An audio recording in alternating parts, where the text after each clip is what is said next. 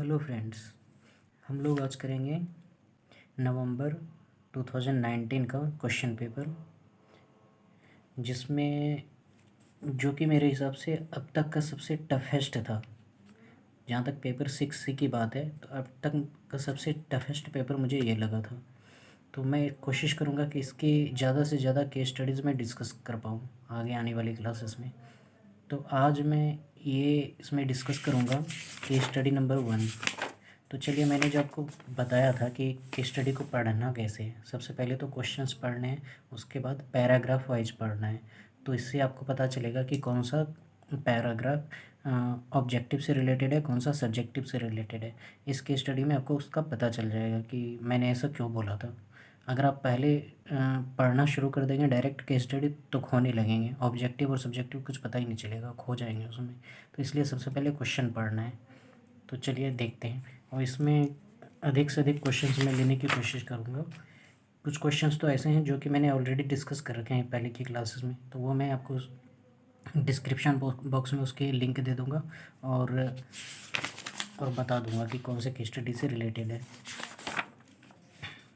तो सबसे पहला है question, compute the capital gain taxable in the hands of tiger company limited on sale of shares of Lion Company Limited. In case of capital gain is taxable in India. Give reason to support your answer. तो इसमें capital gain बताना है कि in the hands of Tiger Limited क्या है, on sale of shares of Lion company limited.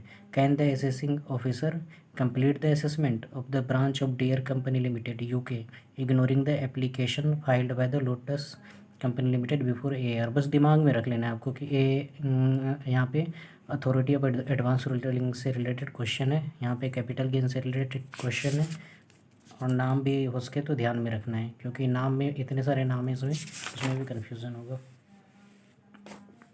What would be your advice to the assessing officer as regard to the completion of assessment of the branch of Deere Company Limited located in India? Is the action of assessing officer in taxing the profit of Deere Company Limited by direct sale of goods to customers in India from UK taxable along with the profit of its branch located in India valid? You must decide the validity of action of assessing officer as per the UN model of DTAA ignoring the DTAA between India and UK. ये वाला बेहद ही important question है. इसमें देखिए आपको force of attraction एक rule है article 7 में, वो आपको यहाँ पे लग जाएगा. बेहद ही इंपॉर्टेंट रूल है, एकदम याद रखना है आपको. फोर्स ऑफ अट्रैक्शन ये रूल ही याद रख लेना है कि कभी कहीं आ जाए तो हम लिख दें, मुझे बुक रेफ़र ना करना पड़े. तो ये वाला रूल एकदम अच्छे से याद कर लेना है, फोर्स ऑफ अट्रैक्शन रूल. और लास्ट है advice Lotus company Limited as regard pre filing consultation amount of fees payable to the APA advance pricing agreement का ये क्वेश्चन है. तो ये इसका मैं अलग से एक कोशिश करूँगा लेक्चर बना देने का, वीडियो बना देने का, तो आपको वो समझ में आ जाएगा. इस क्वेश्चन को मैं यहाँ पे डील नहीं करूँगा, इसका मैं अलग से एक लेक्चर बनाने मतलब छोटा सा लेक्चर बनाने की कोशिश करूँगा. तो चलिए अब देखते हैं.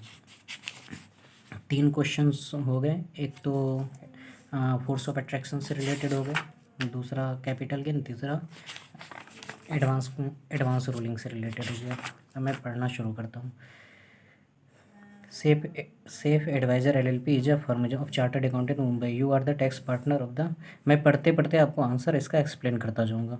You are the tax partner of the firm. All the facts require resolution with reference to the provisions applicable to the assessment year 9. ये पहले का है तो यहाँ पे असेसमेंट ईयर पहले का लिखा हुआ है, तो आप ये अपने हिसाब से ये चेंज हो जाएगा असेसमेंट ईयर, ये ध्यान में रखिएगा. 1920 sale of shares of Horizon company outside India.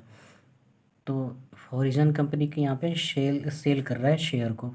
Tiger company limited UK has PE in India. Permanent establishment है इसके इंडिया में टाइगर कंपनी लिमिटेड की. It has 50% share holding in Lion company limited UK. Tiger and company UK है, उसका 50% share holding है Lion and company UK who has branches in India. देखिए tiger company है UK, ठीक है, और इसका 50% शेयर होल्डिंग है लायन कंपनी में. लायन कंपनी ये भी यूके का है, और लायन कंपनी का ब्रांच कहाँ पे है, इंडिया में है, इंडिया में ये, ठीक है. इंडिया में UK has branches in India. Tiger company limited sold 10% share holding in Lion company limited. अब टाइगर कंपनी लिमिटेड क्या कर रहा है, 10% share holding Lion company limited का कर रहा है सेल। अब ये सब क्या हो रहा है, बाहर ही बाहर हो रहा है, यूके में हो रहा है, इंडिया को इससे कोई मतलब नहीं है, ये सब बाहर बाहर हो रहा है UK. Lion company limited 10% share holding in Lion company limited to Deere company limited also located in UK. वो भी डियर कंपनी लिमिटेड को कर रहा है सेल, जो कि यूके में ही लोकेटेड है। बायर सेलर सब यूके में है फॉर 20 lakhs ऑन इतना। The 50% share holding of Lion company limited acquired by Tiger company limited for 50 lakhs इन इतने में हुआ था 50% share holding. The details of assets of liabilities of Lion company limited agent asset और liability India में इसका क्या है, उसका डिटेल अब देखिए यहाँ पे दिया हुआ है। Fair market value of asset liability UK में कितना है, इंडिया में कितना है, ये हो गया फेयर मार्केट वैल्यू, ये लाइबिलिटीज़ हो गया, एसेट और लाइबिलिटीज़ हो गया। There were no changes in the book value of asset of Lion company limited during the year 18-19। Tiger company limited adopts year ended 30 June each year. Financial year ये adopt किया हुआ है purpose of the tax and financial reporting. While Lion company limited adopts a period of इतना, ठीक है। The telegraphic transfer rate ये specified date वाला आ जाएगा सिचुएशन यहाँ पे। अब यहाँ पे आपको इसमें क्या पूछ रहा है कि कैपिटल गेन यहाँ पे हो कि क्या होगा, जो ये टाइगर कंपनी लिमिटेड ट्रांसफ़र कर रहा है शेयर लायन कंपनी लिमिटेड को, ये सब कुछ हो रहा है बाहर बाहर यूपी में, लेकिन इंडिया में टैक्सेबल होगा।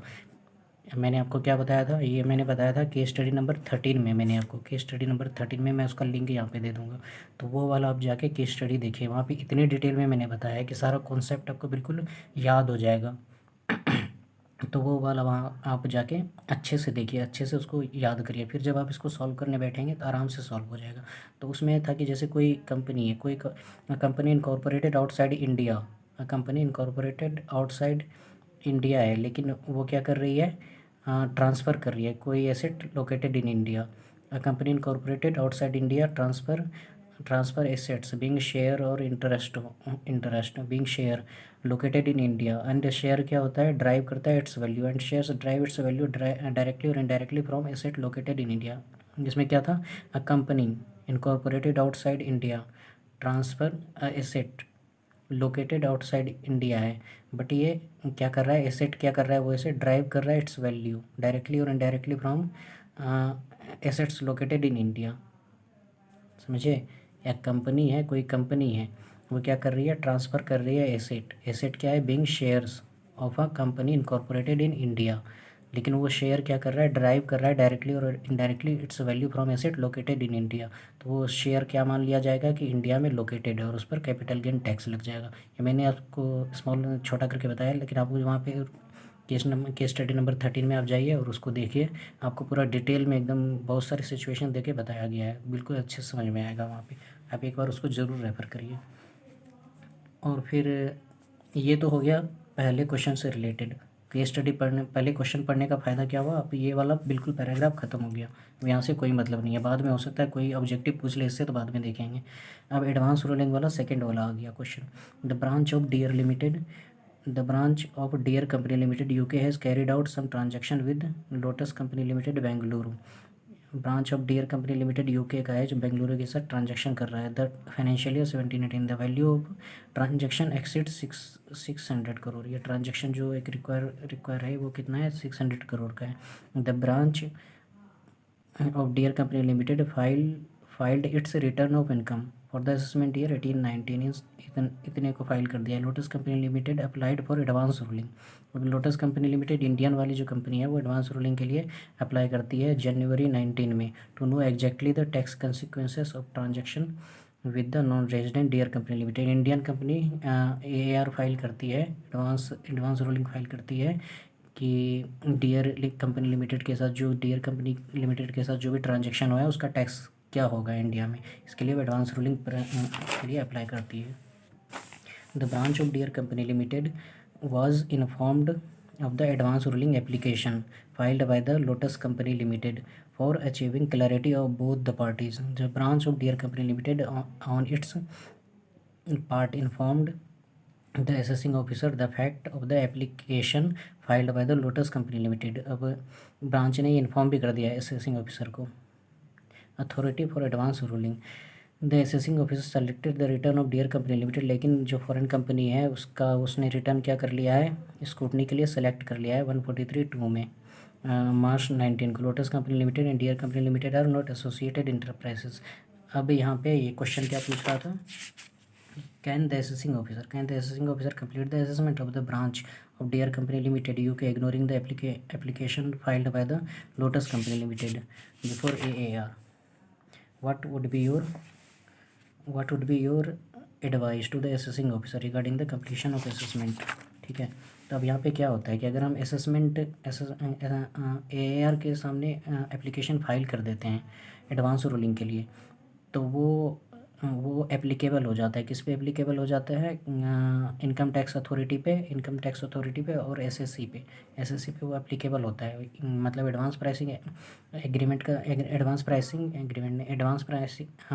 अथॉरिटी ऑफ एडवांस रूलिंग का जो भी आएगा डिसीजन, तो वो एप्लीकेबल किस पे होगा, इनकम टैक्स अथॉरिटी पे और किस पे होगा, एसएससी पे एप्लीकेबल होगा। दोनों पे भी एप्लीकेबल होगा। और एक बार जब फाइल हो गया एप्लीकेशन फॉर एडवांस रूलिंग, तो वो अगर कोई केस पेंडिंग है असेसिंग ऑफिसर के पास, इनकम टैक्स अथॉरिटी के पास, तो वो तब तक उसका वो डिसीजन नहीं दे सकता है जब तक कि advance pricing agreement advance ruling का डिसीजन नहीं आ जाता है। तो इस केस में असेसिंग ऑफिसर ने क्या कर दिया है, पहले ही वो डिसाइड कर रहा है कि तो ये क्या है, गलत है, ये असेसिंग ऑफिसर ऐसा नहीं कर सकता है। और एडवांस प्राइसिंग एग्रीमेंट क्या है, इस पे एडवांस प्राइसिंग एग्रीमेंट जो होता है वो क्या होता है, ट्रांजैक्शन स्पेसिफिक होता है। ट्रांजैक्शन से रिलेटेड है। भले ही इंडियन कंपनी ने फाइल किया है, लेकिन वो यूके की कंपनी पे भी एप्लीकेबल होगा इक्वली, क्योंकि वो ट्रांजैक्शन स्पेसिफिक है। और ट्रांजैक्शन में दोनों पार्टी इन्वॉल्व है। एक तो पार्टी स्पेसिफिक होता है, एसएससी स्पेसिफिक और ट्रांजैक्शन स्पेसिफिक, ये दोनों स्पेसिफिक होता है। एसएससी स्पेसिफिक तो यहाँ पे इंडियन ब्रांच पे हो गया एप्लीकेबल, और ट्रांजैक्शन स्पेसिफिक में वो फॉरिजन ब्रांच भी आ गया, तो ये दोनों पे एप्लीकेबल है। तो ये असेसिंग ऑफिसर ये नहीं बोल सकता कि इंडियन ब्रांच ने अप्लाई किया है, ये आप पर एप्लीकेबल नहीं है, क्योंकि ट्रांजैक्शन स्पेसिफिक है, तो वो फॉरेन ब्रांच पर भी एप्लीकेबल है। इस तरह से असेसिंग ऑफिसर डिसीजन नहीं दे सकता जब तक कि अथॉरिटी ऑफ एडवांस रूलिंग का डिसीजन इस पर नहीं आ सकता है। तो ये हम एडवाइस भी कर देंगे असेसिंग ऑफिसर को, ठीक है। और ये थर्ड वाला जो इसका जो आंसर है ये बेहद इंपॉर्टेंट है। Is the action of the assessing officer taxing the profit of dear company limited. इसका पहले मैं यहाँ पे आपको बताता हूँ। अब देखिए, ये branch of dear company limited has following income for the year ended, इतना कमीशन इनकम हो गया, इतना। ये सारे ऑब्जेक्टिव से रिलेटेड होंगे, क्योंकि आप सब्जेक्टिव आपने क्वेश्चन पढ़ लिया तो आपको पता है कि सब्जेक्टिव से रिलेटेड यहाँ पे एक होगा बस, बाकी और कुछ रिलेटेड नहीं है। तो सारे ऑब्जेक्टिव से रिलेटेड होंगे। आपको ये पढ़ते पढ़ते ऑब्जेक्टिव पे नज़र मारना है, और अगर कुछ मिल रहा है ऑब्जेक्टिव से तभी के तभी सॉल्व कर लेना है इसको। ये फ़ायदा होता है, आप कहीं पर फंसेंगे नहीं, कन्फ्यूज़ नहीं होंगे कि इसमें से क्या पूछा गया है। तो ये क्या हो गया, interest paid to head office इतना हो गया, ये हो गया, ठीक है। एलसी नॉर्वे विशेष टू इस्टेब्लिश, अब मैं ये वाला बता रहा था आपको,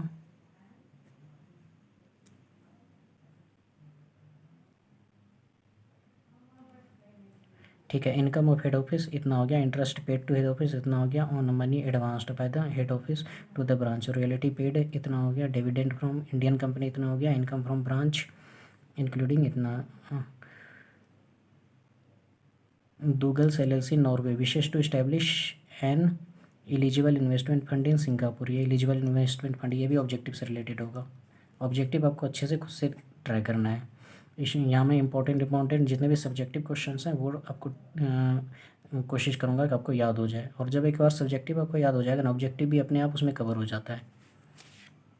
lotus company limited is also engaged in the export of goods to its associated enterprises located in Durban, South Africa. Its turnover 200 crore 5 years including financial year इतना। इट एंटिसिपेट्स एनुअल टर्नओवर इतना है। ये भी ऑब्जेक्टिव से related है।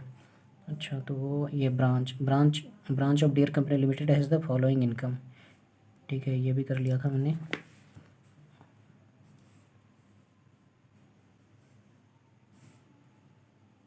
हाँ, ये वाला थर्ड क्वेश्चन से रिलेटेड है ना।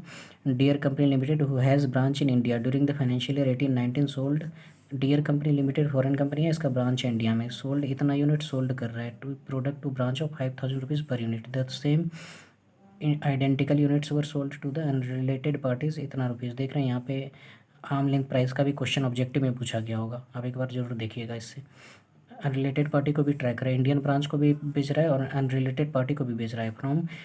From July 18 Deere company limited also began supplying the goods directly to customers throughout the world, and during the financial year 18-19 it sold 20,000 unit to customers in India at 7,000 rupees per unit. देखिए अब तो ये dear company limited branch को तो transfer कर ही रहा था India में, उसका ब्रांच है ऑलरेडी। तो ब्रांच क्या होता है? फिक्स्ड प्लेस ऑफ बिजनेस है। फिक्स्ड प्लेस ऑफ बिजनेस क्या होता है? परमानेंट इस्टेब्लिशमेंट क्या होता है? Fixed place of business through which business of the enterprises is carried on in India, whether partly fully और पार्शली। तो इसमें क्या होता है? ब्रांच क्या हो गया? ब्रांच क्या होता है? वो परमानेंट इस्टेब्लिशमेंट हो गया। परमानेंट इस्टेब्लिशमेंट से जो भी सेल होगा वो क्या होगा? इंडिया में टैक्स होगा। लेकिन अभी ये क्या कर रहा है? डियर एंड कंपनी लिमिटेड क्या चालाकी कर रहा है कि डायरेक्ट सेल कर दे रहा है फॉरेन कंट्री से इंडिया में, ब्रांच के थ्रू नहीं कर रहा है, डायरेक्टली ये सेल कर रहा है। तो वो क्या टैक्सेबल होगा इंडिया में। तो इसके लिए एक फोर्स ऑफ अट्रैक्शन रूल है। Force of attraction rule article 7 में है, मैं आपको एक बार दिखा देता हूँ।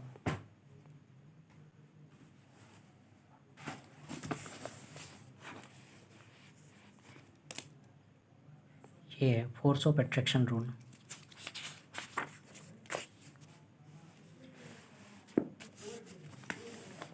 आर्टिकल नंबर हो गया 7 हो गया, बिजनेस प्रॉफिट। इसमें फोर्स ऑफ अट्रैक्शन रूल आता है।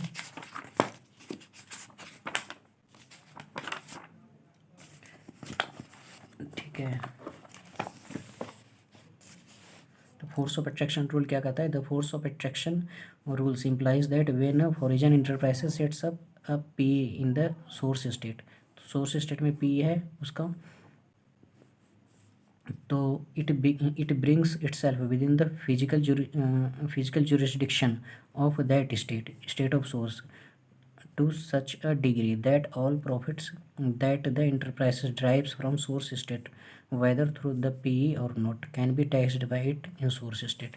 तो पीई के थ्रू हो रहा है सेल या नहीं हो रहा है, इसमें फोर्स ऑफ अट्रैक्शन रूल हो रहा है। चाहे वो डायरेक्ट ही सोल्ड क्यों नहीं कर रहा है वो इंटरप्राइजेस, ये मान लिया जाएगा कि वो पीई के थ्रू हो रहा है और वो फोर्स ऑफ अट्रैक्शन रूल लग जाएगा। और वो भी इनकम यहाँ पे जो कि direct Deere company limited sale कर रही है यूके से इंडिया में, वो भी टैक्स हो जाएगा इंडिया में। यहाँ पे आपको लिख देना है, यहाँ पे नोट से डालना है आपको कि फोर्स ऑफ अट्रैक्शन रूल लगेगा, आर्टिकल का नाम लिखना है और ये रूल यहाँ पे एक्सप्लेन कर देना है, लिख देना है, सिंपल वर्ड्स में रूल लिख देना है। तो अपने ही वर्ड्स में रूल लिख देना है एक्सप्लेन करके अच्छे से, और फिर ये बता देना है कि वो भी इनकम टैक्स होगा और उसे टैक्स करके, अगर वो टैक्स पूछ रहा है तो वो भी दिखा देना है टैक्स। वैसे टैक्स तो पूछ नहीं रहा है यहाँ पे, बस वो आपको पूछ रहा है कि होगा या नहीं होगा। Is the action of the assessing officer taxing the profit of dear company limited directly sale of goods to customers in India from UK taxable along with the profit of branch located in India is valid. हाँ, तो valid है, आपको explain कर देना है क्यों valid है। You must decide the validity of action of the assessing officer as per the U1 model DT U1 model के DT डबल के हिसाब से। U1 मॉडल और OECD मॉडल दोनों में सेम है ये रूल। OECD मॉडल में भी वो है, U1 मॉडल में भी सेम है, कुछ फ़र्क नहीं है दोनों में। ठीक है, तो ये है आपका आंसर इसका। तो ये जो केस स्टडी है, ये जो मतलब ये अटैम्प्ट वाला जो क्वेश्चन पेपर है, ये मुझे लगा है कि अब तक का ये सबसे टफेस्ट है। मैं कोशिश करूँगा इसका जितने भी इंपॉर्टेंट केस स्टडी हैं धीरे धीरे करवाने की। तो आप इसको खुद से भी, इसके ऑब्जेक्टिव वगैरह भी खुद से ट्राई करिएगा।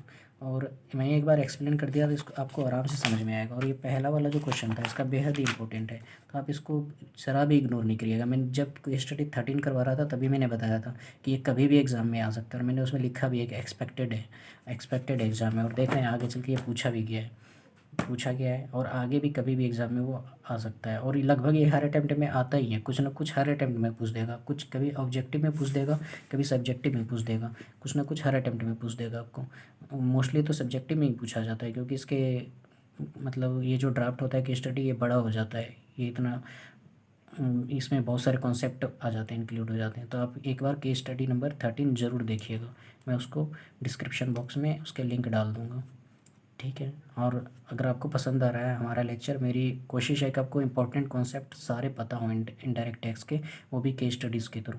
तो अगर आपको पसंद आ रहा है तो शेयर करिए और सब्सक्राइब करिए और बेल आइकन को प्रेस करिए, ताकि मैं और भी अधिक से अधिक लोग देखेंगे तो मैं और भी अधिक से अधिक कोशिश करूँगा बनाने की और मोस्ट इम्पॉर्टेंट कॉन्सेप्ट जो भी है वो एक्सप्लेन करने की। Thank you.